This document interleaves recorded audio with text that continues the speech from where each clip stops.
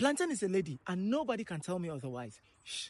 Let me cook. I said plantain is a lady because it has a tough exterior and a very delicate interior. Also, plantain is a lady with a generational beauty. Oh my God. Do you know those ladies that they were fine when they were little, they're fine as teenagers or as young girls, and then as an older lady, they are really beautiful. That's what plantain is. Let me explain it for you. For most of us, we glow up as we grow up, but not plantain. Plantain has always been fine right from time and is still fine. Plantain is accepted and loved in all of its forms. Unripe plantain, which I'll call plantain in its infanthood, is fried and called plantain chips, or used as boli. More on that later. Ripe plantain, which I'll refer to as plantain in its 20s, the young lady plantain, can be used as boli, can be cooked, can be fried. And then very ripe plantain, which is plantain in its twilight, can be fried and it's called dodo.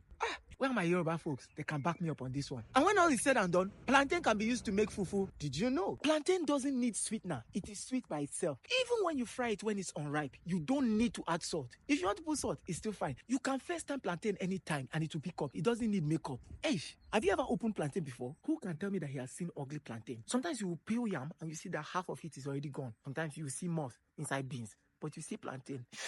The beauty stays. It remains because na follow come. That's how God did it. Plantain is the only other Nigerian food aside potatoes that you can eat raw. There's no other food. You see yam, rice, beans, eat it raw now. I dare you to eat it raw. And for those of you who want to say gari, you have to know that gari is already processed cassava. It's already fried. But plantain, if you want to eat it like banana, you can still eat it. Nobody will quarrel you. A bit acidic, but yeah, that's fine. Every beautiful woman has their scoy sometimes. Plantain ages like fine wine. Plantain has hustled. Plantain has walked in the streets. That's why they roast it as boli. And plantain is good to travelers. That's why they fry it as chips and sell it to travelers in buses. Plantain also goes with the most random things. Plantain can go with fried groundnut. Plantain can go with stew. It can go with beans. Boiled plantain can go with vegetable soup. As chips, plantain can go with coke.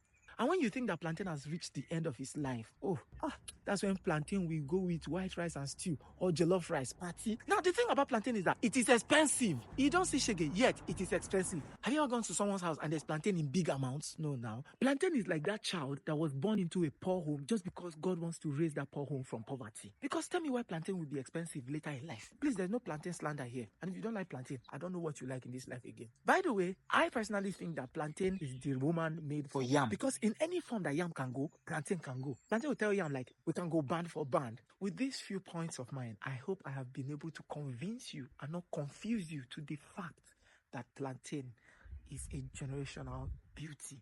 Anyways, this is my ode to plantain.